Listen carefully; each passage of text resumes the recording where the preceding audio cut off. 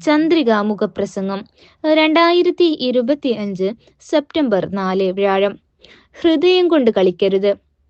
പതിറ്റാണ്ടുകൾ നീണ്ട കഠിനാധ്വാനത്തിലൂടെയും ദീർഘവീക്ഷണത്തോടെയുള്ള പ്രവർത്തനങ്ങളിലൂടെയുമാണ് കേരളം ആരോഗ്യരംഗത്ത് രാജ്യത്തിന് തന്നെ മാതൃകയായത്. കേരള മോഡൽ എന്ന ഖ്യാതിയിൽ നമ്മുടെ പൊതുജനാരോഗ്യ സംവിധാനങ്ങൾക്കുള്ള പങ്ക് ചെറുതല്ല. എന്നാൽ ആഴത്തിൽ വേരുകളുള്ള ആ വിശ്വസ്തതയ്ക്കും കാര്യക്ഷമതയ്ക്കും മേൽ കരിനിഴൽ വീഴ്ത്തുന്ന വാർത്തകളാണ് സമീപകാലത്തായി പുറത്തു വന്നുകൊണ്ടിരിക്കുന്നത്.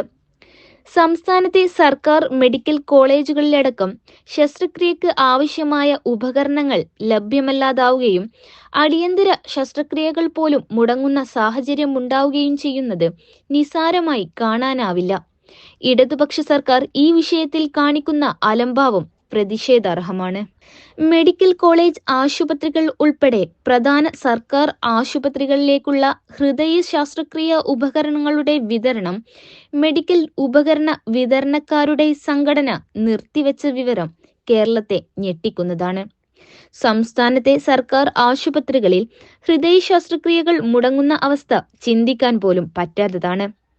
കോഴിക്കോട്, തിരുവനന്തപുരം മെഡിക്കൽ കോളേജുകളുടേതാണ് ഏറ്റവും കൂടുതൽ കുടിശ്ശിക. കോടികളാണ് ഇവിടെ കുടിശ്ശികയുള്ളത്. കോഴിക്കോട് മെഡിക്കൽ കോളേജിൽ 34 കോടിയും തിരുവനന്തപുരത്ത് 29 കോടിയുമാണ് നൽകാനുള്ളത്. കോട്ടയം മെഡിക്കൽ കോളേജിൽ 21 കോടിയും എറണാകുളം ജനറൽ ആശുപത്രിയിൽ 13 കോടിയും കുടിശ്ശികയുണ്ട്.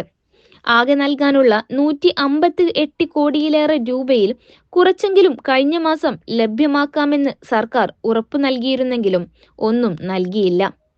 കുടിശ്ശിക അടിയന്തിരമായി നൽകിയില്ലെങ്കിൽ വിതരണം തടസ്സപ്പെടുമെന്ന് സംഘടന നേരത്തെ സർക്കാരിനെ അറിയിച്ചിരുന്നതാണ്.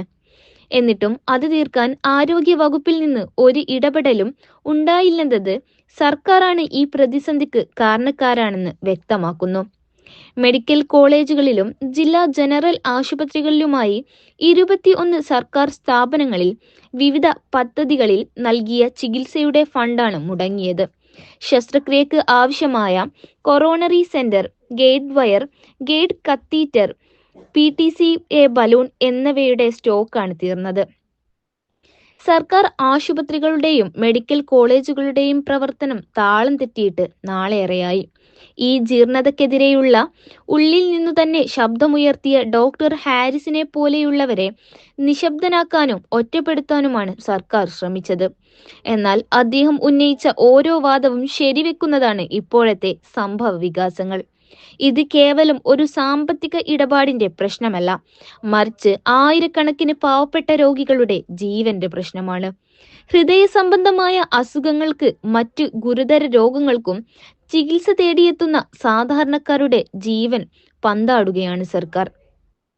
ഓരോ പ്രതിസന്ധി ഉണ്ടാകുമ്പോഴും അന്വേഷിക്കാൻ, നടപടിയെടുക്കാൻ എന്ന പതിവ് പല്ലവി മാത്രമാണ് ആരോഗ്യമന്ത്രിയിൽ നിന്ന് കേരളം കേൾക്കുന്നത്.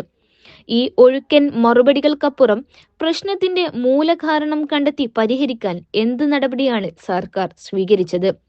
കുടിശ്ശിക എപ്പോൾ നൽകി തീർക്കും? ശസ്ത്രക്രിയകൾ മുടങ്ങാതിരിക്കാൻ എന്ത് ബദൽ സംവിധാനമാണ് ഒരുക്കിയിട്ടുള്ളത്? ഈ ചോദ്യങ്ങൾക്കൊന്നും വ്യക്തമായ ഉത്തരമില്ല. സർക്കാരിന്റെ ഈ നിസ്സംഗത ആരോഗ്യരംഗത്തെ കൂടുതൽ അപകടകരമായ അവസ്ഥയിലേക്ക് തള്ളിവിടുകയാണ്. ഡോക്ടർമാരും മറ്റ് ആരോഗ്യ പ്രവർത്തകരും കടുത്ത സമ്മർദ്ദത്തിലാണ് ജോലി ചെയ്യുന്നത്. പരിമിതമായ സൗകര്യങ്ങൾ വെച്ച് പരമാവധി മികച്ച ചികിത്സ നൽകാൻ അവർ ശ്രമിക്കുമ്പോഴും അടിസ്ഥാന സൗകര്യങ്ങൾ ഒരുക്കുന്നതിൽ സർക്കാർ പരാജയപ്പെടുന്നത് അവരുടെ മനോവീര്യം തകർക്കും.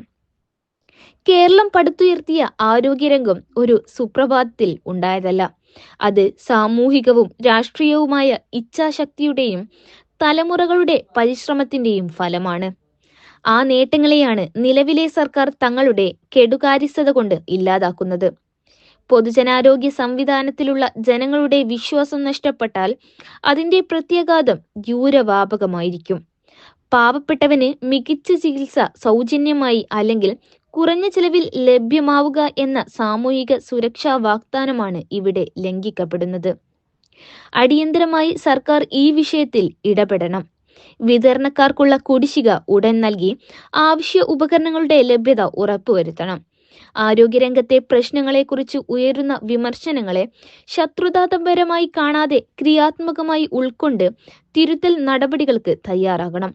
അന്വേഷണ പ്രഹസനങ്ങൾക്കപ്പുറം സുതാര്യവും കാര്യക്ഷമവുമായ നടപടികളാണ് ജനങ്ങൾ സർക്കാരിൽ നിന്ന് പ്രതീക്ഷിക്കുന്നത്.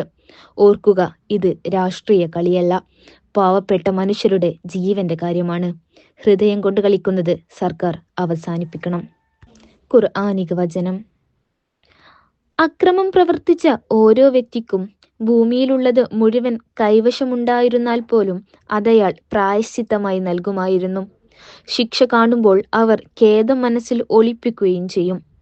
അവർക്കിടയിൽ നീതി അനുസരിച്ച് തീർപ്പ് കൽപ്പിക്കപ്പെടുകയും ചെയ്യും. അവരോട് അനീതി കാണിക്കപ്പെടുകയില്ല. 10-ാം അധ്യായം 54-ാം വചനം. തയ്യാറാക്കിയത് ദിശന അക്കാദമി ഇരുമ്പുഴി. ശബ്ദം സുമയ്യ മമ്പാട്.